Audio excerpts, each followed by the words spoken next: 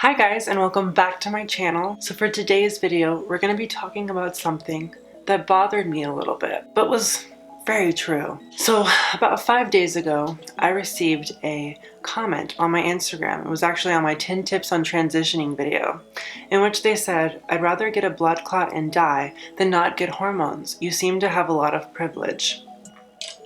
They hit the nail on the head. I do. I have a lot of privilege.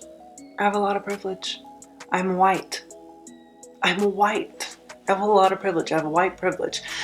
When I walk into this world, people are welcoming and warm and kind to me. They're not judgmental towards me. They're not racist towards me. I've never experienced racism in my life because I'm a white person. Don't know what that feels like. Don't know what that's like at all. And I am transgender, so I'm a minority to a certain extent. That doesn't mean that my life is not very easy and that I don't have a lot of problems. My only problem is that I'm broke. That's my only problem. My only problem is that I feel like sometimes I'm not allowed to partake in opportunities because I'm transgender. There's a lot of things that I feel like hold me back with me being transgender, and that's valid to me, and I'm allowed to feel that way according to how my life has been, my personal experiences. They said that I'd rather get a blood clot and die. That's a little harsh, and I wouldn't wish a blood clot and death on anybody because that is very serious and that's an extremely high health risk. I just want to educate you guys on getting your hormones and that whole process right now. Let me spill some tea. When you go to your doctor, okay, and you make an appointment, this is your first appointment with your new doctor. You're finally gonna get hormones, like, oh my god, so excited, woo! They test your blood. They test your blood because they're trying to see your levels of estrogen and your levels of testosterone. And also, according to your weight and all of that, they take all of that information and then they give you your dosages of either estradiol, finasteride, spironolactone, estradiol in the pill form, which I used to take, or estradiol in the shot form, the injection form, which is what I take now. Those dosages are right for your body. They're right for your body. They're gonna help you transition in the best way that you possibly can, according to your body chemistry, your hormone levels, and your weight, and your genetic makeup, according to you. There's other levels that they take into consideration too, but I'm not a doctor, so I don't know about all that. When you go and take black market hormones, there's a number of things that can happen. Yes, you can get a blood clot, and yes, you can die, and I do not wish that on anybody. Accidentally, your body will mistake the estrogen for testosterone if you take too much, and then you will actually regress. So you'll regress. You'll get more masculine than you ever wanted to. Let's see, you can get a seizure, you can have a lot of heart problems, a lot of kidney problems, and it's overall extremely unhealthy. It's an extremely high risk. So here's what I'm gonna tell you. If you literally think that you cannot, afford hormones, you don't have insurance, and you feel like you're lost, and you really wanna start transitioning, I recommend to go on Google and try to find a clinic in your area that helps underprivileged people, maybe even specifically underprivileged transgender people. I go to clinics where they help underprivileged people, where they work on a sliding scale according to how much money you make a month. And that's very helpful, especially if you don't have insurance.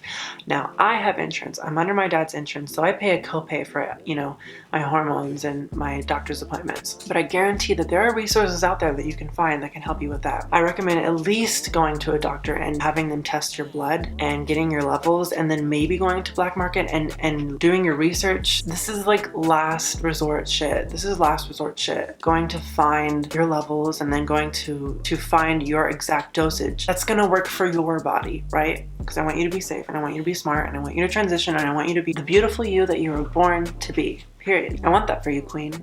I truly do. But I want you to be safe. Try and do it in the smartest way you possibly can so that your transition can be seamless. I just want you to know that when you start hormones, they start you on a very low dosage. And they start you on a very low dosage because they want to give you a slow incline to where you want your estrogen levels to be one day. They're trying to transition you slowly so that you don't go crazy and that your body doesn't get in shock. They're trying to wean you on hormones so that your body can transition. And well, your body doesn't stop transitioning until you're about 2 years on hormones, you know? So it's a long process. And so if you just go and just take a huge dosage right out of the bat, I promise it's not gonna work. It's not gonna be what you want it to be. Your body could mistake it for testosterone, and I really don't want that to happen. That's literally sounds awful, especially if you have a high amount of gender dysphoria and body dysmorphia. I don't want that for you, queen. I want you to feel good in your body. I want you to feel good in your skin and good about yourself.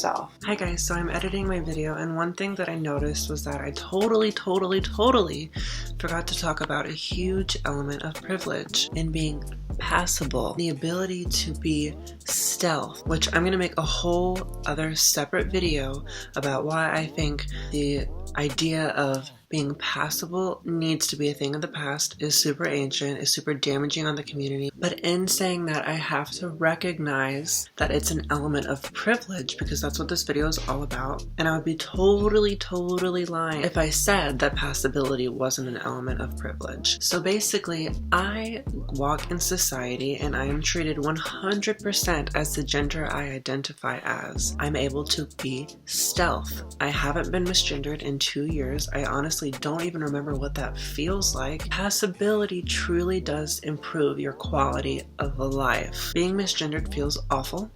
It can ruin your day. It can ruin the opportunities that you get in this world. The only time that my opportunities are fumbled as a female is when someone sees my ID, which never really happens. People just assume that I'm a female, which I am a female, but nobody looks at me and calls me a male or says he or anything like that, unless I go to my hometown and, you know, they totally knew me with a different name and a totally different identity. I would be absolutely lying to your face if I said that passability means nothing.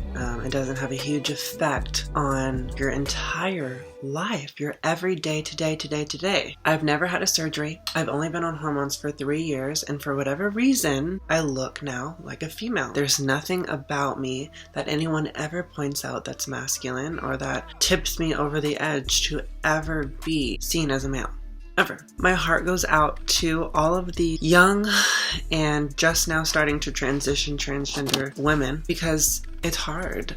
When you're first starting on hormones and you're first experimenting with wearing female clothing and all that stuff, it can be very hard to pass. And society treats you differently. If you, unfortunately, I hate this terminology, but if you look like a man in a dress, society treats you differently. Society automatically says, hey, something's wrong with this picture, and we're gonna treat you differently because of it. We're gonna treat you like the filth we think you are. There's a lot of things that you need in order to be able to be passable. You need to have money to buy the makeup and do your hair and take care of yourself. You know, feminine hygiene, you being supported by those around you. And that's something that a lot of people can't say that they have, especially if they're just starting out transitioning. Like, it can be very hard. My heart goes out to those people, and I just want you to know that if everyone in your life treats you like the gender identity that you don't identify as, I'm sorry.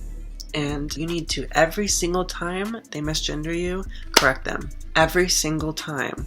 Each time that you correct them, I promise it will get in their head more and more. Surround yourself with people that try to treat you like the gender you identify as, that actually put in the work, which means that they actually give a shit about you and how you feel about yourself. Definitely be vocal, be strong, and keep going, because I promise you it's going to get better. Whenever I first started out transitioning, I can look at my old videos. I did not look like a female.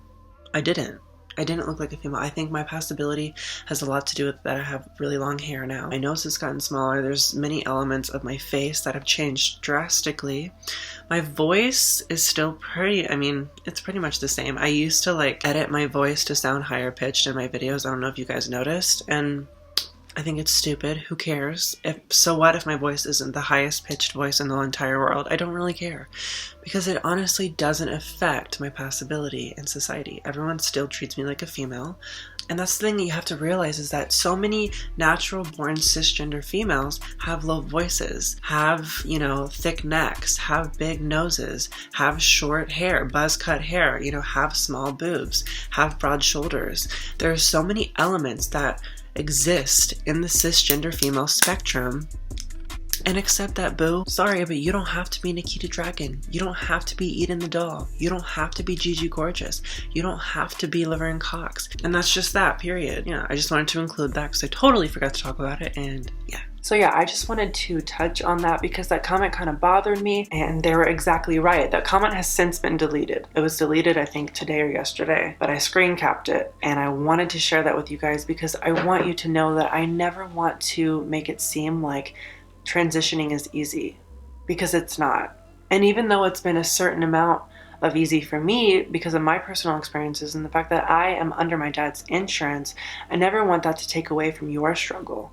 I never want to paint transitioning as this very, very easy thing. I want to make a separate video on the best ways in which I think you can get hormones and find a doctor that will work for you and make that appointment. I want to make a video about that because I feel like that's really, really important. And I feel like there's not enough videos on educating people on the ways in which to start transitioning, because that can be the scariest part about transitioning. It was the scariest thing when I had no idea where to go, who to talk to, what to do in order to start transitioning. And it took me 2 years to like build up the courage to really figure it out. So I want to be that resource for you if you're watching, if you're trans, if you're lost, if you don't know what to do. I want to be that resource for you. I want to help you, girl. I want to help you, queen, because you deserve to feel beautiful just like I do now, 3 years later after being on hormones, you know. Just to let you guys know, I will be uploading a new video every week. Every single week. I don't know exactly what day that I'm going to be uploading on, but I will let you guys know. I moved into a new place. I went through some shit the last year, and I'm finally in a really good place so I can film and I can make videos and I can really go ham on YouTube like I've always wanted to do.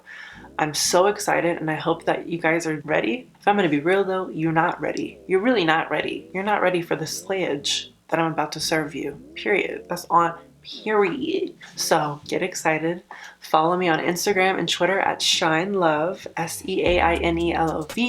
Subscribe to my YouTube channel if you want to know about every upload that I have, and click the bell icon if you want to be notified every single time I upload. So as soon as I upload, you'll get a notification and you'll know to click on that video and tune in to the slayage, period. So anyway, I hope you enjoyed this video. I hope you learned a little something. Always remember to embrace your shine and spread that love. And I will see you guys in my next video. I love you guys so, so much. Bye.